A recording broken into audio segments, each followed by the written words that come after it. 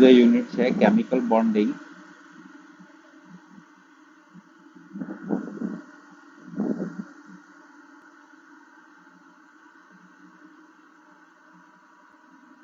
Types of chemical બોન્ડિંગમાં ionic bond અને covalent bond વિશે આપણે વાત કરી ગયા. હવે નેક્સ્ટ જે ટાઈપ છે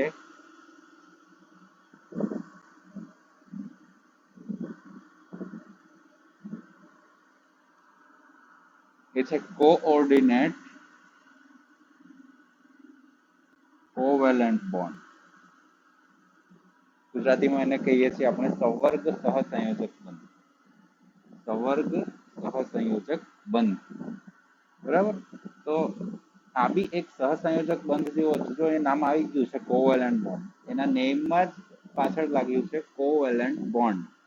ઇટ મીન્સ કે કોવેલેન્ટ બોન્ડ જેવો જ હોવો જોઈએ. પણ એનાથી કેવી રીતે અલગ થાય છે? કોવેલેન્ટ બોન્ડમાં આપણને ખબર છે કે કોવેલેન્ટ બોન્ડ નું ફોર્મેશન કેવી રીતે થતું હતું? By the sharing of electron. ઇલેક્ટ્રોન્સની ભાગીદારી દ્વારા એ બંધ બનતો હતો. તો આમાં પણ ઇલેક્ટ્રોન્સની ભાગીદારી જ થશે. કોઓર્ડિનેટ કોવેલેન્ટ બોન્ડમાં પણ ઇલેક્ટ્રોનની ભાગીદારી થશે. તો ઇલેક્ટ્રોનની ભાગીદારી આમાં કોની કોની વચ્ચે થાય અને કેવી રીતે બને એ આપણે જોઈએ. એક એક્ઝામ્પલ આપું હું તમને.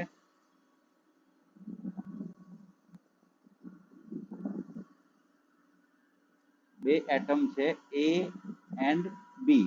એ અને બી એ બંને એટમ છે. હવે એની આઉટરમોસ્ટ શેલમાં 8 ઇલેક્ટ્રોન હોવા જોઈએ સ્ટેબલ થવા માટે. તો એ જે છે આ સાઈડનો એટમ, એ એની જે બાહ્યતમ કક્ષા છે એમાં આટલા ઇલેક્ટ્રોન્સ છે, અને બી એટમ છે એની બાહ્યતમ કક્ષામાં આ ઇલેક્ટ્રોન્સ છે. તો તમે જોઈ શકો છો અહીંયા એ એટમ એ એની બાહ્યતમ કક્ષામાં 8 ઇલેક્ટ્રોન છે જ, આપણે સ્ટેબલ છે એવું કહી શકીએ. પણ બી છે એની બાહ્યતમ કક્ષા જે છે એમાં 8 ઇલેક્ટ્રોન નથી, 2 ઇલેક્ટ્રોન ઓછા છે. તો આ બંને વચ્ચે કોવેલેન્ટ બોન્ડ બનવાનો નથી. હવે કેમ નથી બનવાનો? કારણ કે કોવેલેન્ટ બોન્ડમાં તો એવી શરત છે કે ઇક્વલ કન્ટ્રીબ્યુશન થવું જોઈએ બંને તરફથી, એક સરખું કન્ટ્રીબ્યુશન થવું જોઈએ. તો ઇક્વલ કન્ટ્રીબ્યુશન પ્રમાણે જો બે ઇલેક્ટ્રોન શેર કરે એ અને બી, એ એના 2 ઇલેક્ટ્રોન શેર કરે, બી એના 2 ઇલેક્ટ્રોન શેર કરે, તો બી એટમ બી છે એના જે ટોટલ ઇલેક્ટ્રોન છે 8 થઈ જાય. પણ એની બાહ્યતમ કક્ષામાં મેક્સિમમ 8 ઇલેક્ટ્રોન આવી શકે, પણ અહીંયા થઈ ગયા 10. તમે ગણી શકો 10 ઇલેક્ટ્રોન થઈ ગયા છે અહીં. તો એવું નહીં ચાલે. એટલે આ બંને વચ્ચે કોવેલેન્ટ બોન્ડ બનવો શક્ય નથી, સહસંયોજક બંધ બનવો પોસિબલ નથી. ઓકે, તો શું થશે અહીંયા?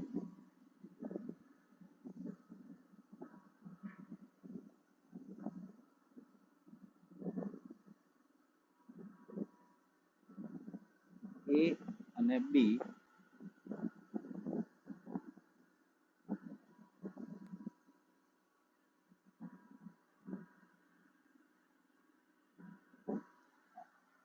એ અને બી માં એ છે એના 2 ઇલેક્ટ્રોન શેર કરે છે. યાદ રાખજો, શેરિંગ ના ઇલેક્ટ્રોન એટલે બંને એટમ ના ઇલેક્ટ્રોન. તો એ એના 2 ઇલેક્ટ્રોન શેર કરે છે આ રીતે. પણ હવે સામેથી બી એનો એક પણ ઇલેક્ટ્રોન શેર કરતો નથી. તો બી શું કરે છે કે એ ઇલેક્ટ્રોન ને શેર કરે છે, એ ઇલેક્ટ્રોન નું ફક્ત શેરિંગ ને એક્સેપ્ટ કરે છે, સ્વીકારે છે, બરાબર. તો હવે આ જે બ્લુ કલર થી, બ્લુ ડોટ થી આપણે ઇલેક્ટ્રોન્સ બતાવ્યા છે શેર્ડ ઇલેક્ટ્રોન્સ, એ ફક્ત ને ફક્ત એ દ્વારા શેરિંગ થયેલું છે. જ્યારે બી દ્વારા એનું શું થયું છે? એ એક્સેપ્ટ થયા છે, સ્વીકારાયેલા છે ઇલેક્ટ્રોન, એક્સેપ્ટેડ ઇલેક્ટ્રોન. એટલા માટે હવે આપણે ઇલેક્ટ્રોન જોઈએ તો ઇલેક્ટ્રોન બંનેના 8 ઇલેક્ટ્રોન થઈ ગયા. એટલે આ પ્રમાણેના શેરિંગ થી જે બોન્ડ બને એ બોન્ડને કોઓર્ડિનેટ કોવેલેન્ટ બોન્ડ કહેવાય. આ પ્રકારનું શેરિંગ એ જે બોન્ડ બન્યો એને કોઓર્ડિનેટ કોવેલેન્ટ બોન્ડ કહેવાય છે.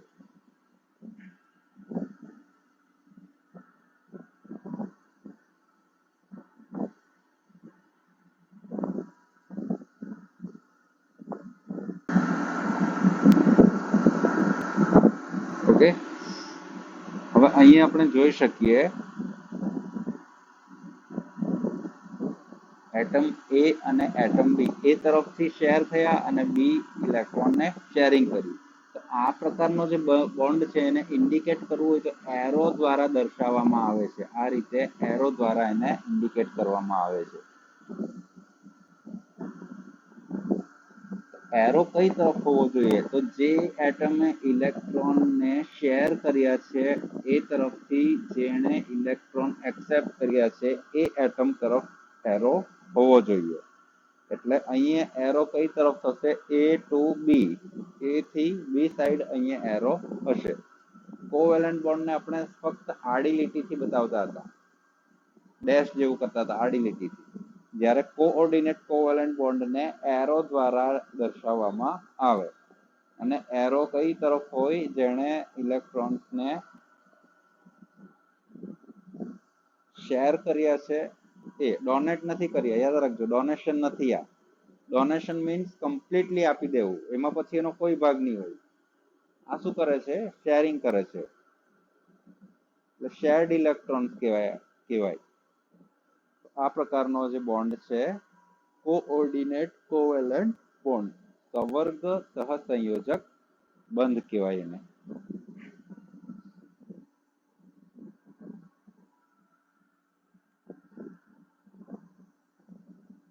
એક એક્ઝામ્પલ આપું એનું, સલ્ફર ટ્રાયોક્સાઇડ તમે સાંભળ્યું હશે.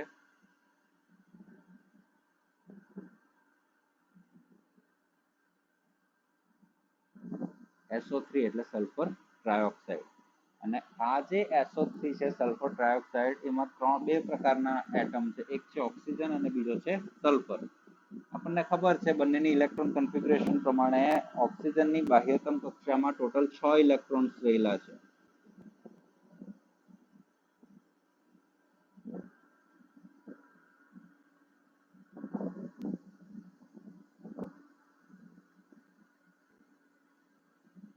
આ રીતે. અને સલ્ફરની બાહ્યતમ કક્ષામાં પણ 6 ઇલેક્ટ્રોન્સ છે. આપણે ઇલેક્ટ્રોન રચના લખી જ છે, નહીં ખ્યાલ આવે તો તમે એમાં જોઈ શકો છો. ઓકે, હવે પહેલો ઓક્સિજન અને બીજો સલ્ફર એ બે ઇલેક્ટ્રોનનું શેરિંગ કરશે. હવે કેટલા ઇલેક્ટ્રોન શેર કરશે? તો કે આ બંને ઇક્વલ ઇલેક્ટ્રોન શેર કરશે. એક સરખા ઇલેક્ટ્રોન એ બે વચ્ચે થશે. આ બે વચ્ચે કયા પ્રકારનો બંધ બન્યો એવું કહીશું આપણે?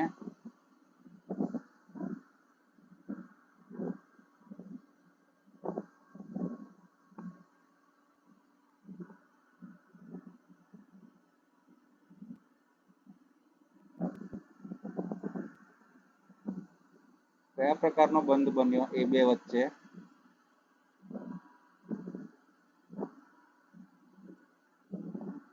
હા,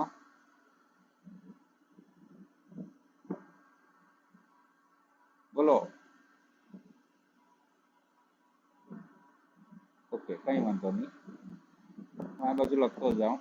O અને S બંને વચ્ચે એક સરખા ઇલેક્ટ્રોનનું શેરિંગ અને ટોટલ શેર્ડ ઇલેક્ટ્રોન 4, એટલે ડબલ બોન્ડ બને. આ કોવેલેન્ટ બોન્ડ બન્યો એ બે વચ્ચે. ઓકે, તો એ કરવા દ્વારા આ ઓક્સિજનના તો 8 ઇલેક્ટ્રોન થઈ ગયા અને સલ્ફરના પણ 8 ઇલેક્ટ્રોન થઈ ગયા. પણ હવે સલ્ફર શું કરશે? હજી બીજા બે ઓક્સિજન છે અંદર. તો એ સલ્ફર એના બે ઇલેક્ટ્રોન નીચેના ઓક્સિજન તરફ શેર કરશે અને બીજા બે ઇલેક્ટ્રોન જે અનશેડ હજી છે એ બીજી બાજુના ઓક્સિજન તરફ શેર કરશે. તો શેરિંગ અહીંયા કોણે કર્યું? ફક્ત ને ફક્ત સલ્ફરે. એટલે હવે તમે જોઈ શકો છો આ સલ્ફરના ઇલેક્ટ્રોન 8 થઈ ગયા અને આ નીચે જે છે એ ઓક્સિજનના 8 ઇલેક્ટ્રોન અને આ બાજુવાળા ઓક્સિજનના 8 ઇલેક્ટ્રોન. બરાબર? તો પહેલા ઓક્સિજન અને સલ્ફર વચ્ચે કયા પ્રકારનો બોન્ડ બન્યો? તો ડબલ બોન્ડ કોવેલેન્ટ બોન્ડ બન્યો. જ્યારે બીજા ઓક્સિજનની વચ્ચે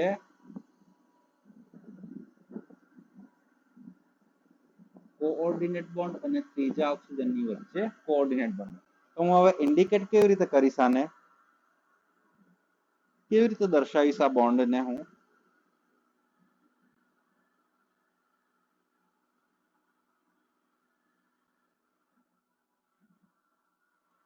હા, એરો કઈ તરફ બતાવું, એસ તરફ કે ઓ તરફ? ઓ તરફ. અને આ બીજી બાજુનો ઓક્સિજન છે એમાં એરો કઈ તરફ?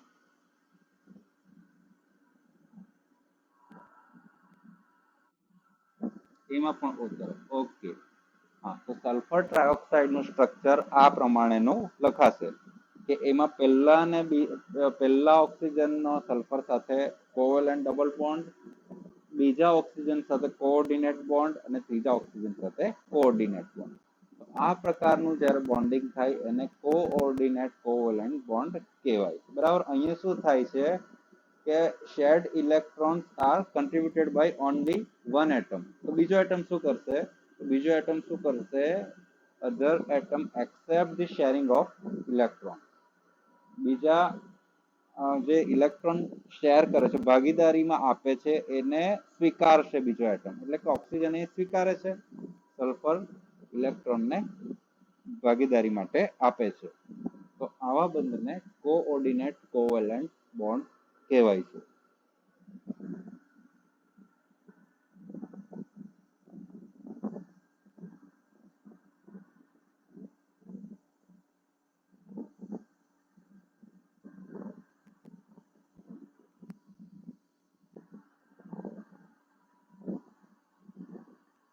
હવે આગળ જે પ્રકાર છે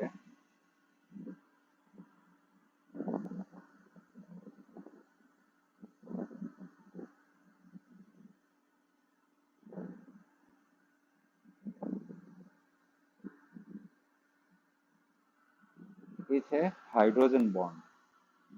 હાઇડ્રોજન બંધ.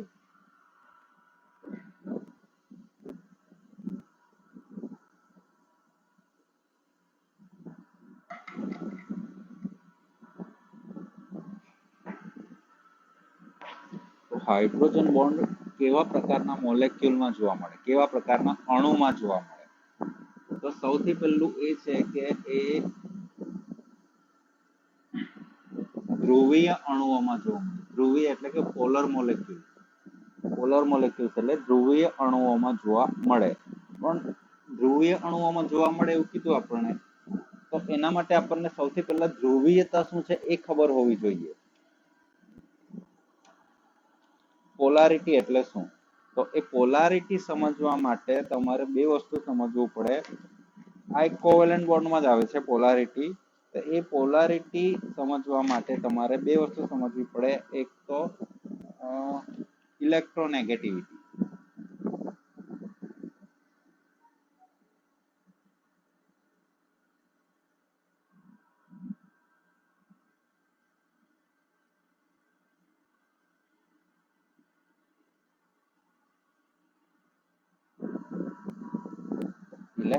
ઇલેક્ટ્રોનેગેટિવિટી શું છે? એકદમ સિમ્પલ અને સરળ ભાષામાં હું તમને કહું તો બે એટમ છે, માની લો કે એ અને બી છે, અને એ બે વચ્ચે ઇલેક્ટ્રોનના શેરિંગથી બોન્ડ બન્યો છે. તો આ બંને શેર્ડ ઇલેક્ટ્રોન્સ છે વચ્ચે, કોવેલેન્ટ બોન્ડ બન્યો છે, સહસંયોજક બંધ. તો હવે શું કરશે? આ જે સહસંયોજક બંધ છે એ જે ભાગીદારીના ઇલેક્ટ્રોન્સ થી બન્યો છે, એ ભાગીદારીના ઇલેક્ટ્રોન્સ હવે ક્યાં છે? તો એક્ઝેક્ટ એ બંને એટમની વચ્ચે છે. બરાબર. બંને એટમની વચ્ચે છે ઇલેક્ટ્રોન. હવે એટમ એ છે એ બંને ઇલેક્ટ્રોનને પોતાની તરફ ખેંચી રાખશે, એટલે કે એટ્રેક્ટ કરશે. અને એટમ બી છે એ એની વિરુદ્ધ દિશામાં પોતાની તરફ ખેંચશે. બરાબર. એટલે આ તો પેલી આપણે ગેમ રમીએ છીએ ને, દોરડા ખેંચ, જેને તમે ટગ ઓફ વોર કહો છો, એના જેવું થઈ ગયું કે બે ટીમ હોય અને બંને દોરડાને એક પોતપોતાની બાજુ ખેંચે. તો એ જ રીતે ઇલેક્ટ્રોનને પોતપોતાની બાજુ ખેંચે. હવે ખેંચવાથી પેલામાં રમતમાં શું થાય કે જે તાકાતવર ટીમ છે એ જીતી જાય. તો એ જ રીતે આજે ઇલેક્ટ્રોનને પોતાની તરફ એટ્રેક્ટ કરવાની જે કેપેસિટી છે એને ઇલેક્ટ્રોનેગેટિવિટી કહેવામાં આવે. ગુજરાતીમાં એને વિદ્યુત ઋણતા કહેવાય. વિદ્યુત ઋણતા.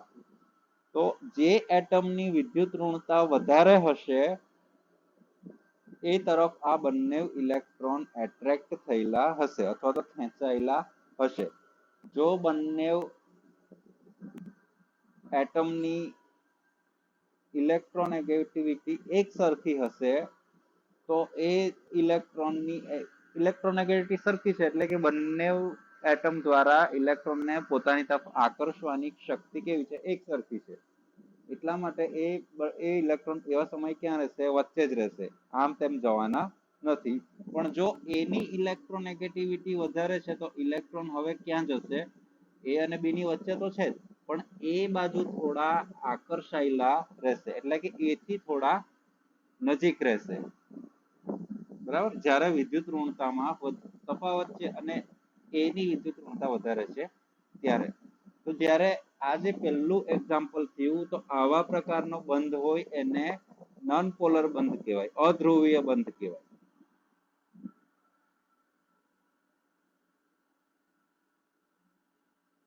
અને આજે વિદ્યુત ઋણતા વધારે ઓછી છે તો એ બે વચ્ચે જે કોવેલન્ટ બોન્ડ છે એ પોલર બોન્ડ કહેવાય. બરાબર. અને એ બધું ઇલેક્ટ્રોનેગેટિવિટી પર આધારિત છે, વિદ્યુત ઋણતા પર આધારિત છે. તો હાઇડ્રોજન બોન્ડ ફક્ત ને ફક્ત આ પ્રકારના એલિમેન્ટમાં આ પ્રકારના મોલેક્યુલ્સમાં જોવા મળશે. બરાબર. એક એક્ઝામ્પલ આપું. ઇલેક્ટ્રોનેગેટિવિટી ધારો કે અમુક એટમની હું લખું છું હાઇડ્રોજન જે છે એની ઇલેક્ટ્રોનેગેટિવિટી 2.5 છે. પછી ઓક્સિજન છે એની ઇલેક્ટ્રોનેગેટિવિટી છે 3.5. કાર્બનની ઇલેક્ટ્રોનેગેટિવિટી છે 2.5. પછી ક્લોરીનની ઇલેક્ટ્રોનેગેટિવિટી છે 3.0. પછી ફ્લોરીનની ઇલેક્ટ્રોનેગેટિવિટી છે 4.0.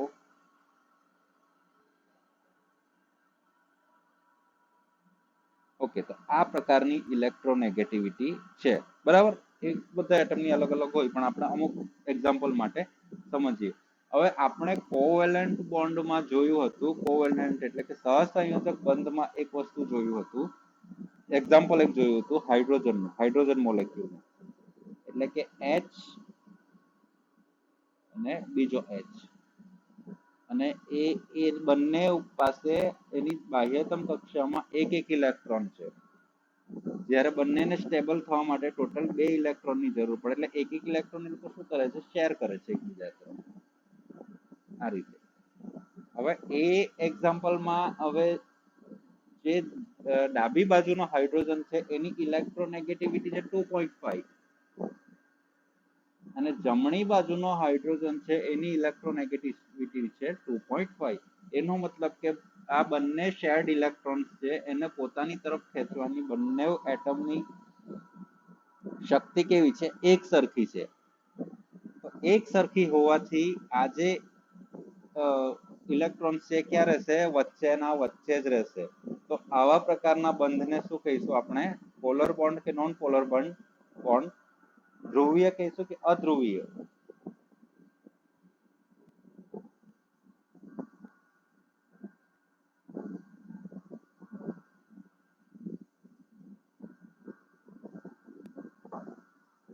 આ જે બોન્ડ છે એ નોન પોલર બોન્ડ કહેવાય છે, અધ્રુવીય બંધ. તો જે બી એક સરખા મોલેક્યુલ વચ્ચે બોન્ડ હોય ને બધા જ નોન પોલર હોય. જેમ કે ઓક્સિજન ઓક્સિજન વચ્ચેનો બોન્ડ, નાઇટ્રોજન નાઇટ્રોજન વચ્ચેના બોન્ડ, એ બધા જ નોન પોલર બોન્ડ, અધ્રુવીય બંધ કહેવાય. ધ્રુવીય બોન્ડ કોને કહીશું? તો દાખલા તરીકે HCl.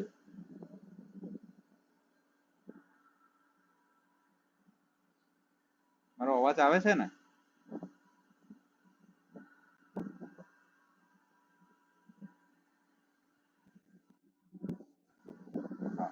દાખલા તરીકે HCl નું એક્ઝામ્પલ હું તમને આપું તો હાઇડ્રોજનની આઉટરમોસ્ટ શેલમાં 1 ઇલેક્ટ્રોન, જ્યારે ક્લોરીનની બાહ્યતમ કક્ષામાં 7 ઇલેક્ટ્રોન છે.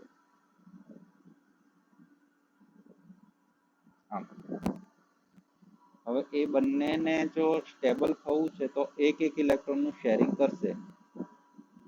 એક ઇલેક્ટ્રોન ભાગીદારીમાં આપવાથી હાઇડ્રોજન પાસે પોતાના 2 ઇલેક્ટ્રોન થઈ ગયા અને ક્લોરીનના પણ 8 ઇલેક્ટ્રોન થઈ ગયા. આ એક કોવેલેન્ટ બોન્ડનું એક્ઝામ્પલ છે, સહસંયોજક બંધનું એક્ઝામ્પલ. હવે જુઓ, હું ફક્ત હવે શેર્ડ ઇલેક્ટ્રોન્સ જ બતાવું છું, અહીંયા અનશેર્ડ ઇલેક્ટ્રોન્સ નથી બતાવતા. આ પ્રકારનું છે. હવે અહીંયા શું થયું કે હાઇડ્રોજનની ઇલેક્ટ્રોનેગેટિવિટી 2.5 છે અને ક્લોરીનની ઇલેક્ટ્રોનેગેટિવિટી 3.0 છે. હવે ઇલેક્ટ્રોનેગેટિવિટીમાં તફાવત આવ્યો તો કોની વધારે છે? ક્લોરીનની વધારે છે હાઇડ્રોજન કરતા. એટલે આ જે શેર્ડ ઇલેક્ટ્રોન છે, ભાગીદારીના ઇલેક્ટ્રોન, એ ક્લોરીન બાજુ વધારે આકર્ષાયેલા હશે અને હાઇડ્રોજન થી થોડા દૂર હશે. બરાબર. એકચ્યુઅલી હાઇડ્રોજન બોન્ડ જે છે ને, એક રીતે કહીએ તો સહસંયોજક બંધ અને આયનિક બંધ બંનેનું મિશ્રણ છે, મિક્સચર છે. બરાબર. કેમ મિક્સચર છે? તો હવે આયનિક બંધમાં આપણે શું જોયું કે જે ઇલેક્ટ્રોન દાન કરે એના પર પ્લસ ચાર્જ આવી જાય, ધન વીજભાર આવી જાય, અને જે એટમ ઇલેક્ટ્રોનને એક્સેપ્ટ કરે એના પર માઇનસ ચાર્જ આવી જાય, નેગેટિવ ચાર્જ આવી જાય. તો એ જ પ્રમાણે અહીંયા પણ ઇલેક્ટ્રોનને દાન કરવું એટલે ઇલેક્ટ્રોનનું દૂર જવું. તો હાઇડ્રોજન થી પણ ઇલેક્ટ્રોન અહીંયા દૂર જાય છે અને ક્લોરીનની નજીક આવે છે, તો ક્લોરીન એક્સેપ્ટ કરે છે. તો અહીંયા હાઇડ્રોજન પર પ્લસ ચાર્જ આવશે અને ક્લોરીન પર માઇનસ ચાર્જ. હવે કેમ પ્લસ ચાર્જ આવ્યો? કારણ કે એ હાઇડ્રોજન પાસેથી આ જે ઇલેક્ટ્રોન છે થોડા દૂર જાય છે અને ક્લોરીનની નજીક આવે છે.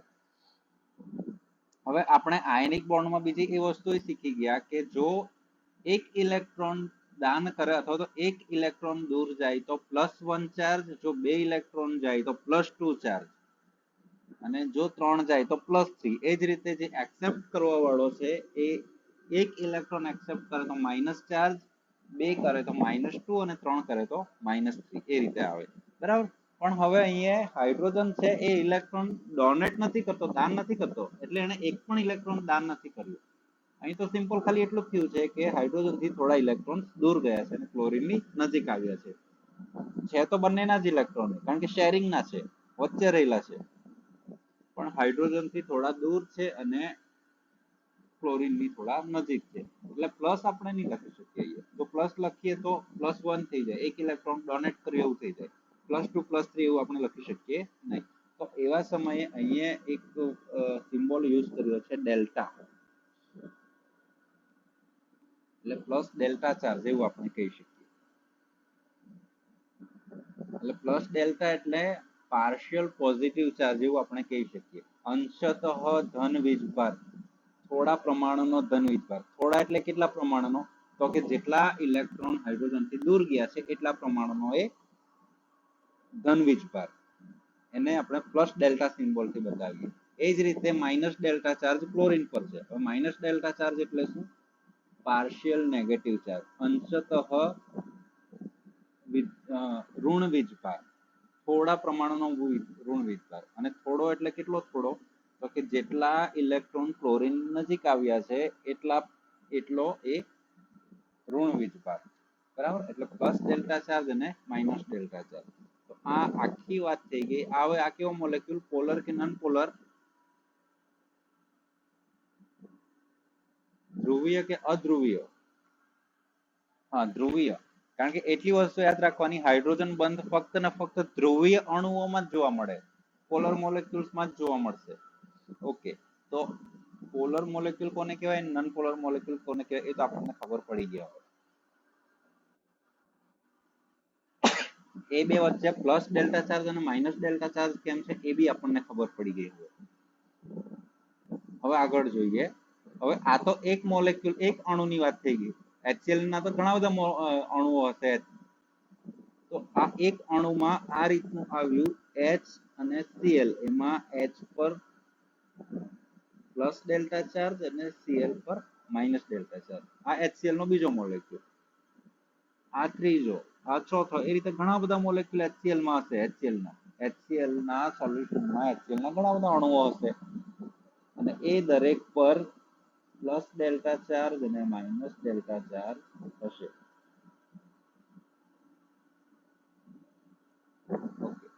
આયનિક બોન્ડમાં આપણે એ જોયું કે જ્યારે પોઝિટિવ ચાર્જ અને નેગેટિવ ચાર્જ ધરાવતા આયનો એકબીજાની નજીક આવે ત્યારે એ બે વચ્ચે આકર્ષણ, એટ્રેક્શનના કારણે બોન્ડ બને અને એ બોન્ડને આપણે આયનિક બોન્ડ કહેતા હતા. તો અહીંયા બી એવું જ થાય કે જ્યારે એ બે ચાર્જ એકબીજાની નજીક આવે ત્યારે એ બે વચ્ચે એટ્રેક્શનથી બોન્ડ બને. બરાબર. હવે અહીંયા શું થાય છે, પ્લસ ડેલ્ટા ચાર્જ H પર છે અને માઇનસ ડેલ્ટા ચાર્જ Cl પર, પણ એ બે વચ્ચે તો ઓલરેડી બોન્ડ છે, કોવેલેન્ટ બોન્ડ.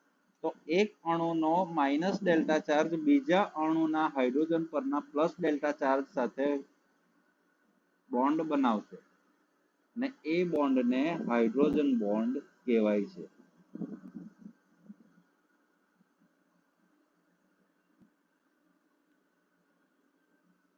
બરાબર. તો આવા બંધને હાઇડ્રોજન બંધ કહેવાય. હવે આજે પ્લસ ચાર્જ અને માઇનસ ચાર્જ એ ફુલ્લી નહીં હતો, પાર્શિયલ હતો, થોડા પ્રમાણમાં. એટલે આજે બોન્ડ, એટલે એ બે વચ્ચે એટ્રેક્શન બી કેવું થયું, થોડા પ્રમાણનું થયું. એટલા માટે હાઇડ્રોજન બોન્ડ છે વીક બોન્ડ છે. વીક એટલે નિર્બળ બંધ, એક નિર્બળ બંધ છે. કારણ કે એ બે વચ્ચેનું એટ્રેક્શન ઓછું હતું. એનું કારણ એ છે કે ત્યાં ચાર્જ પણ ઓછો હતો. તો આવા બંધને હાઇડ્રોજન બંધ કહેવાય. શરત એટલી જ છે કે હાઇડ્રોજન બોન્ડમાં એક એટમ હાઇડ્રોજન અને બીજો એટમ જે કોઈ પણ હોય, પણ એમાં એની ઇલેક્ટ્રોનેગેટિવિટી બીજા એટમની વધારે હોવી જોઈએ હાઇડ્રોજન કરતા, તો જ હાઇડ્રોજન બોન્ડ બને. એટલે એવા બે એટમ વચ્ચે હાઇડ્રોજન બોન્ડ બને કે જેમાં એક હાઇડ્રોજન અને બીજો એટમ એવો કે જેની ઇલેક્ટ્રોનેગેટિવિટી હાઇડ્રોજન કરતા વધારે હોય, જેની વિદ્યુત ઋણતા હાઇડ્રોજન કરતા વધારે હોય. અહીંયા જો H અને Cl વચ્ચે બને છે તો H કરતા Cl ની ઇલેક્ટ્રોનેગેટિવિટી વધારે છે, તો જ ત્યાં હાઇડ્રોજન બોન્ડ બને છે. બીજું એક એક્ઝામ્પલ જોઈએ.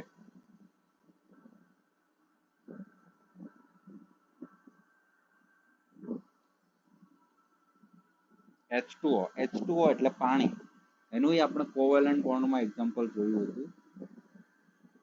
આ HO અને H. હવે એ બે વચ્ચે ઇલેક્ટ્રોન, શેર્ડ ઇલેક્ટ્રોન છે.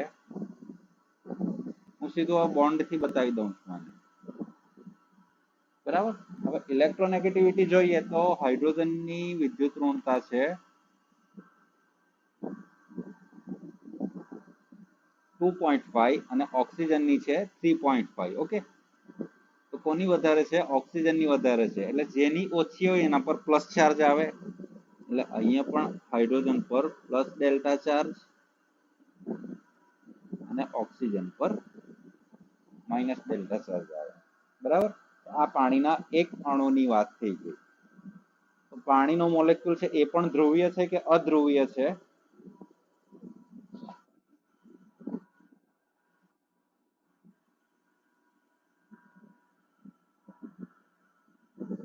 એ પણ ધ્રુવીય છે. બરાબર. કારણ કે ધ્રુવીય અણુઓમાં જ આ પ્લસ અને માઇનસ ડેલ્ટા ચાર્જ બને. વિદ્યુત ઋણતા અલગ અલગ છે, એકની 3.5, એકની 2.5. એ ધ્રુવીય છે, પોલર છે. બરાબર. તો પાણીનો બીજો મોલેક્યુલ એ જ રીતે આપણે લખીએ.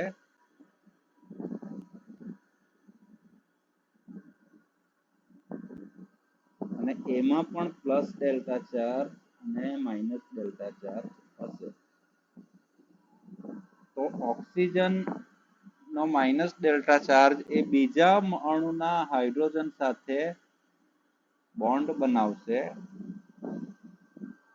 એ બોન્ડને હાઇડ્રોજન બોન્ડ તરીકે આપણે ઓળખશું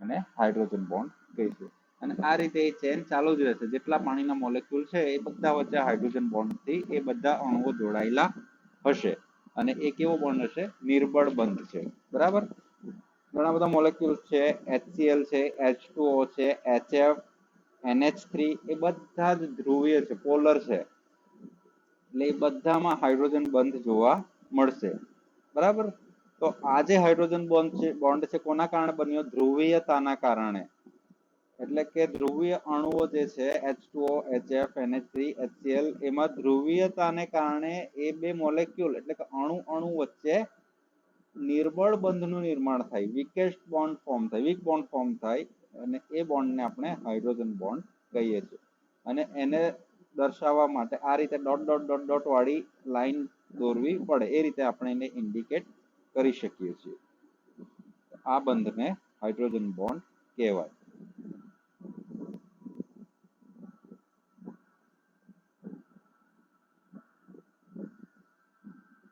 કેવું થાય પાણી આપણે એક બીકરમાં પાણી રેડતા હોય અને એ ટીપે ટીપે પાણી બીકરમાં જતું હોય અથવા તો કોઈ બી પાત્ર ગ્લાસમાં આપણે ટીપું ટીપું પાણી લઈએ તો ગ્લાસમાં જતા જ પાણી બધું એકબીજા સાથે મિક્સ થઈ જાય કેમ થઈ જાય કારણ કે એ બધા અણુઓ વચ્ચે હાઇડ્રોજન બોન્ડ બનતો જ જાય એવું ક્યારેય નથી થતું કે પાણી એકબીજા સાથે મિક્સ નહીં થતું બરાબર અને જેવું આપણે એ ગ્લાસમાંથી પાણી હવામાં છૂટતું ફેંકીએ તો ફરી પાછું એ ફોર્સના લીધે પાણીના અણુઓ છૂટા પડી જાય એનું કારણ છે આ hydrogen bond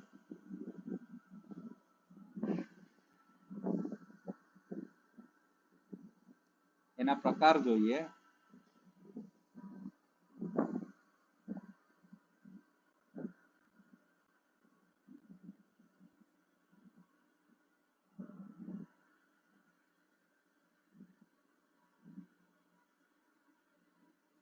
types of hydrogen bond hydrogen બંધના પ્રકાર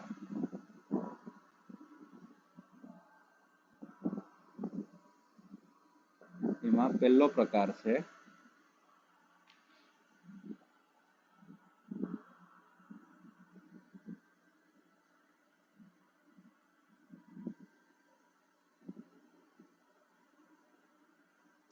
intramolecular hydrogen bond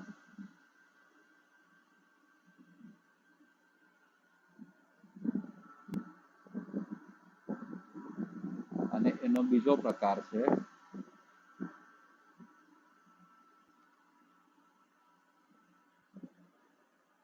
intermolecular hydrogen bond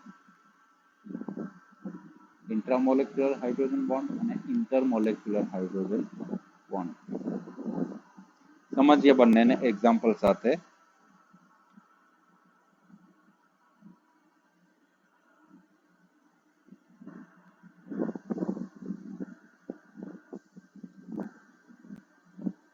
આ બેન્ઝીનનું સ્ટ્રક્ચર છે અને જો બેન્ઝીન ઉપર OH લખવામાં આવે તો એ ફિનોલ થઈ જાય અને એની સાથે ક્લોરીન જોડું છું તો એની ઓર્થો પોઝિશન પર ક્લોરીન જોડાયો એટલે એને ઓર્થોક્લોરોફિનોલ કહેવાય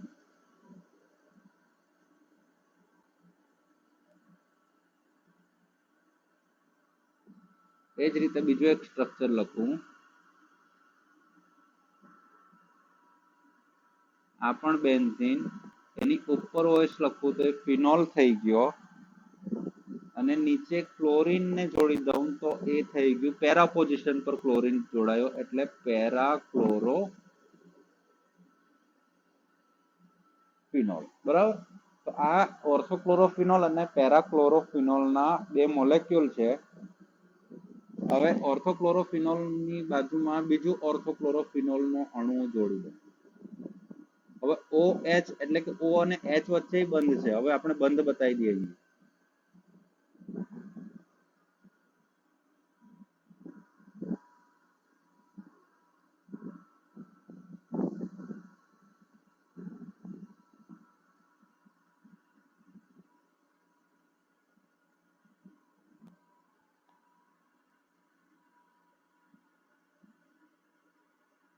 આ રીતે.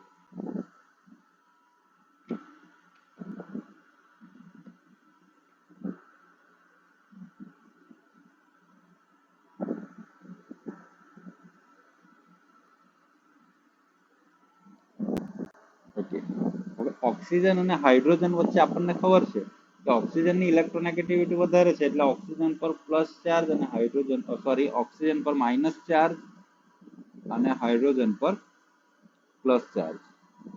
એ જ રીતે અહીંયા ક્લોરીન છે, Cl છે ક્લોરીન, અને એ કોની સાથે જોડાયેલો છે? કાર્બન સાથે. એટલે કાર્બનની ઇલેક્ટ્રોનેગેટિવિટી 2.5 અને ક્લોરીનની 3, એટલે ક્લોરીનની વધારે. એટલે ક્લોરીન પર શું થાય? માઇનસ ડેલ્ટા ચાર્જ અને હાઇડ્રોજન પર પ્લસ ડેલ્ટા ચાર્જ. તો એ એક અણુમાં આવું, એટલે કે બધા જ મોલેક્યુલમાં આ પ્રકારનું હશે.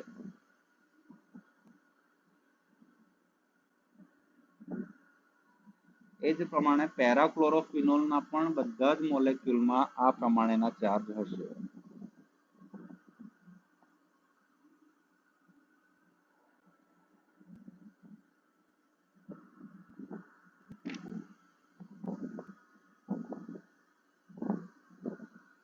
હવે આપણે હાઇડ્રોજન બોન્ડમાં એ જોયું કે એક અણુ પરનો જે એટમ છે, જે પરમાણુ છે, એનો પોઝિટિવ ચાર્જ બીજા અણુના પરમાણુના નેગેટિવ ચાર્જ સાથે બંધ બનાવે. જો ઉપર આપણે જોયું કે એક પાણીનો મોલેક્યુલ હતો, એનો પ્લસ ચાર્જ એટલે કે H ની ઉપરનો પ્લસ ચાર્જ એ ઓક્સિજન ઉપરના માઇનસ ચાર્જ સાથે બોન્ડ બનાવે છે.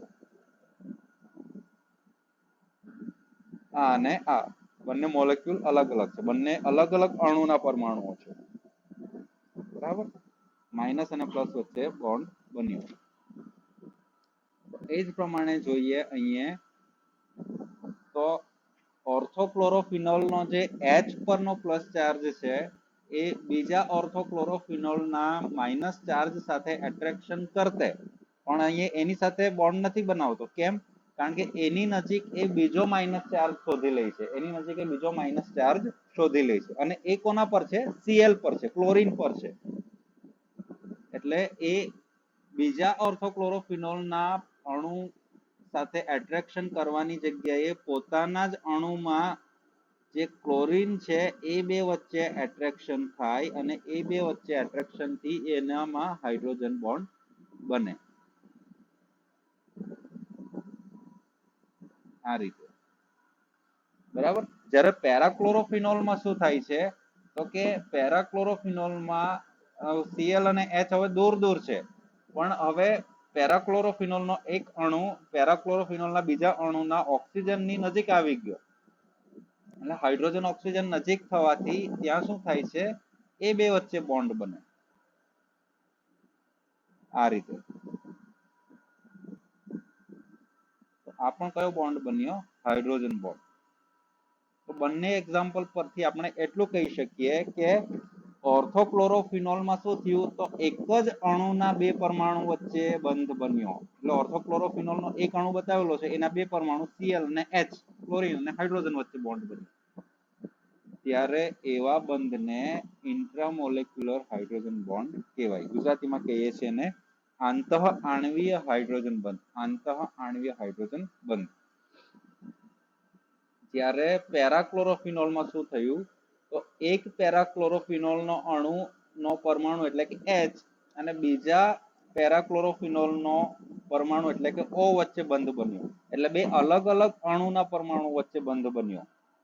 ત્યારે તો આવા બંધને ઇન્ટરમોલેક્યુલર હાઇડ્રોજન બોન્ડ કહેવાય. આંતર આણ્વીય હાઇડ્રોજન બંધ. એટલે એક છે ઇન્ટ્રામોલેક્યુલર હાઇડ્રોજન બોન્ડ અને બીજું છે ઇન્ટરમોલેક્યુલર હાઇડ્રોજન બોન્ડ. આંતઃ આણ્વીય હાઇડ્રોજન બંધ અને આંતર આણ્વીય હાઇડ્રોજન બંધ. આંતઃ આણ્વીય હાઇડ્રોજનની વ્યાખ્યા લખી હોય તો એક જ અણુમાં રહેલા પરમાણુઓ વચ્ચે રચાતા હાઇડ્રોજન બંધને આંતઃ આણ્વીય હાઇડ્રોજન બંધ કહેવાય છે. જ્યારે ઇન્ટરમોલેક્યુલર હાઇડ્રોજન બંધ, આંતર આણ્વીય હાઇડ્રોજન બંધ એટલે જુદા જુદા પદાર્થોના અણુઓ વચ્ચે અથવા તો એક જ પદાર્થના અણુ અણુ વચ્ચે હાઇડ્રોજન બંધ બને તો એને આંતરાણ્વીય હાઇડ્રોજન બંધ કહેવાય. એટલે બે અલગ અલગ અણુના પરમાણુ વચ્ચે બને. જ્યારે ઇન્ટ્રામોલેક્યુલરમાં એક જ અણુના પરમાણુ, આટલું છે ડિફરન્સ, એક જ અણુના પરમાણુઓ વચ્ચે અને અલગ અલગ અણુના પરમાણુઓ વચ્ચે બંધ બને તો એને કહેવાય આંતરાણ્વીય હાઇડ્રોજન બંધ. તો હાઇડ્રોજન બંધના બે પ્રકાર છે, આંતઃઆણ્વીય હાઇડ્રોજન બંધ અને આંતરાણ્વીય હાઇડ્રોજન બંધ. ઇન્ટ્રામોલેક્યુલર હાઇડ્રોજન બોન્ડ અને ઇન્ટરમોલેક્યુલર હાઇડ્રોજન બંધ. અને આ બે પ્રકાર છે એ આ તમને બોર્ડ પર દેખાય છે. હવે આની આગળ આપણે HCl નું એક્ઝામ્પલ જોયું, H2O નું એક્ઝામ્પલ જોયું. એ ઇન્ટ્રામોલેક્યુલર H બોન્ડ નું એક્ઝામ્પલ આપણે કહી શકીએ કે ઇન્ટરમોલેક્યુલર હાઇડ્રોજન બોન્ડ નું?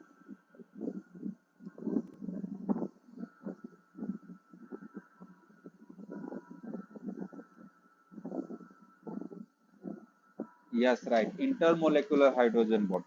કારણ કે એક પાણીના અણુનો પરમાણુ બીજા પાણીના અણુના પરમાણુ સાથે બંધ બનાવે છે. જો અહીંયા બરાબર, અહીંયા બંધ કોની કોની વચ્ચે બને છે? બે અલગ અલગ અણુના પરમાણુ વચ્ચે. HCl નું એક્ઝામ્પલ જોઈએ તો એક HCl અહીંયા છે, બીજો HCl અહીંયા છે, ત્રીજો HCl અહીંયા, તો અલગ અલગ અણુના પરમાણુ વચ્ચે બંધ બને છે. એટલે આ બધા એક્ઝામ્પલ જોયા એ આંતરાણ્વીય હાઇડ્રોજન બંધના. બીજા પ્રકાર છે એ ઇન્ટરમોલેક્યુલર હાઇડ્રોજન બોન્ડ. અને પહેલું જે ઓર્થોક્લોરોફિનોલ જોયું એ ઇન્ટ્રામોલેક્યુલર હાઇડ્રોજન બોન્ડ. તો આ બંધને હાઇડ્રોજન બંધ કહેવાય. બરાબર, તો આજે આપણે બે બંધ શીખ્યા. એક છે સંવર્ગ સહસંયોજક બંધ. એક ક્યાં બને છે? તો કે સહસંયોજક બંધમાં જ્યારે એક જ પરમાણુ તરફથી ઇલેક્ટ્રોન ભાગીદારીમાં મૂકવામાં આવે, જ્યારે બીજો ઇલેક્ટ્રોનની ભાગીદારી સ્વીકારે ત્યારે બનતો બંધ એ સંવર્ગ સહસંયોજક બંધ કહેવાય. સંવર્ગ સહસંયોજક બંધ એટલે કે કોઓર્ડિનેટ કોવેલેન્ટ બોન્ડ. અને બીજો પ્રકાર જોયો હાઇડ્રોજન બંધ. હાઇડ્રોજન બંધ ક્યારે બને કે ધ્રુવીય અણુઓમાં ધ્રુવીયતાને કારણે બે અણુના પરમાણુઓ વચ્ચે નિર્બળ બંધ બને છે, વીક બોન્ડ બને છે. એને આપણે હાઇડ્રોજન બંધ કહેવાય. કે જેના બે પ્રકાર છે. એક છે આંતઃઆણ્વીય હાઇડ્રોજન બંધ, એનું ઉદાહરણ ઓર્થોક્લોરોફિનોલ. અને બીજું છે આંતરઆણ્વીય હાઇડ્રોજન બંધ, કે જેના એક્ઝામ્પલ છે પેરાક્લોરોફિનોલ, પાણી, HCl, HF, એ બધા ઇન્ટરમોલેક્યુલર હાઇડ્રોજન બંધના એક્ઝામ્પલ છે. બરાબર, તો આજે આપણે અહીંયા સુધી રાખીએ. નેક્સ્ટ ટાઈપ ઓફ બોન્ડ એ આપણે નેક્સ્ટ લેક્ચરમાં જોઈશું.